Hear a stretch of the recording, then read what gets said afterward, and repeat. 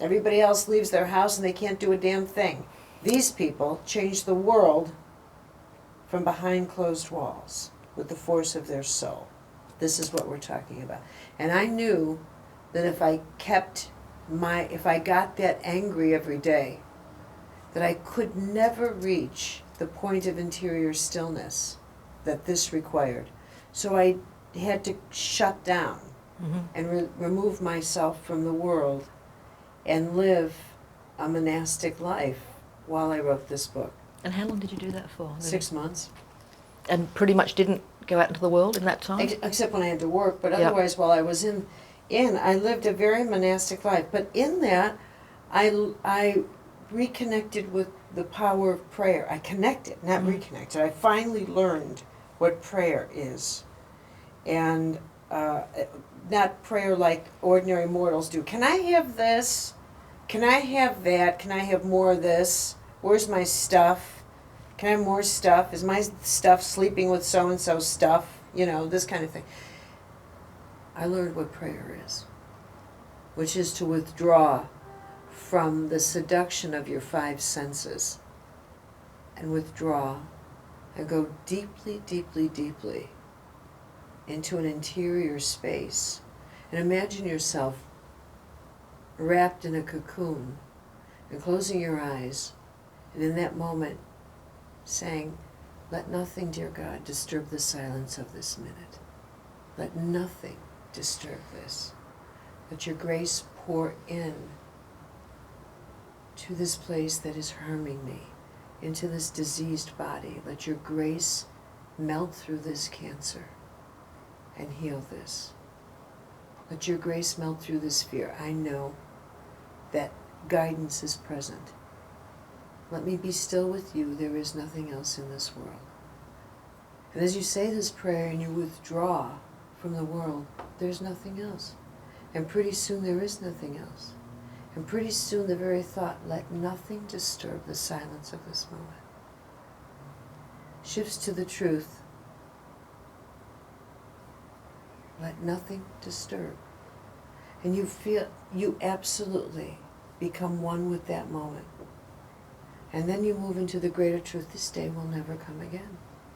This day will never come again. Let nothing disturb that truth. Where do you want me today? Because this day will never come again. I will never see the people I love, maybe, again, as I will see them this day, and they will never see me. These people who agreed by contract to meet me on this earth. How shall I spend this day with them? Now this is a prayer. This is really a prayer.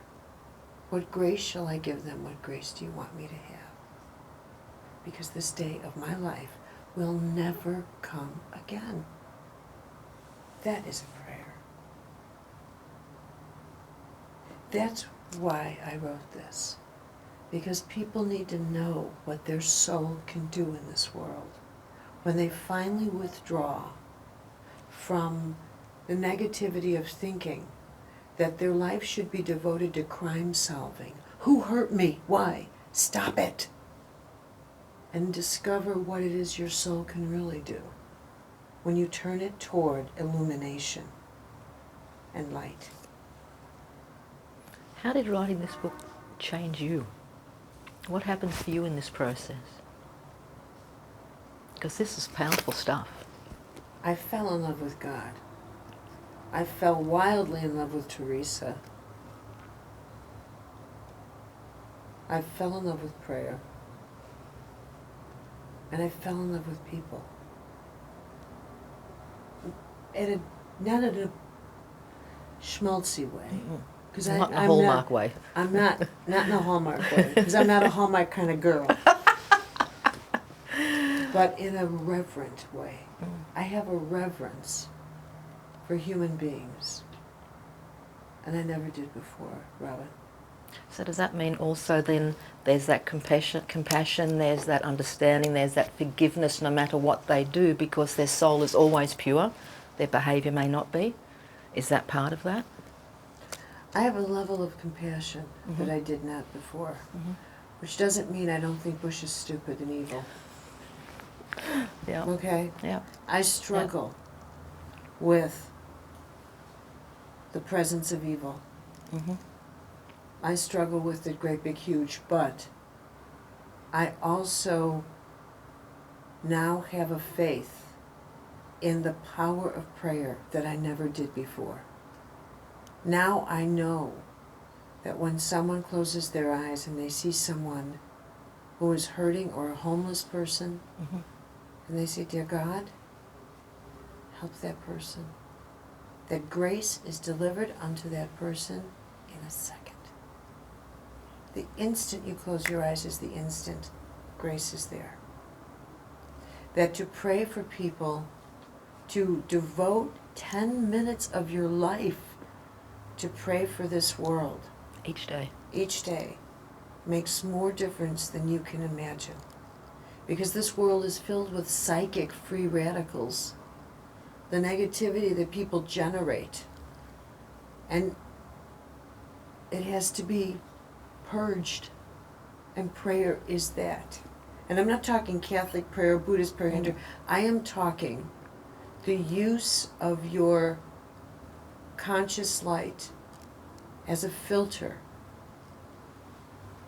for that. On that note, we'll take a break and come back for the last part of our interview with Carolyn. Stay with us. Welcome back, and we're in the last part of our interview with Carolyn Myss. What were we talking about before we... You were talking about my do I get angry or do I lose it? Because you make the assumption, like a lot of people, that if somebody is working in spirituality, that they've mastered the material that they produce, and that's nonsense. I don't make the assumption. I know a lot of other people do, nonsense. and that's why I like it addressed. Absolutely not. Let's address that one then. No, What people do projections, and that's nonsense. I mean, I know the 7 mansions of Teresa intimately, and if you think I'm enlightened, or if anyone does, they're nuts. And that's what I would say to that. Snap out of it. I mean, I know those 7 mansions absolutely exquisitely well. And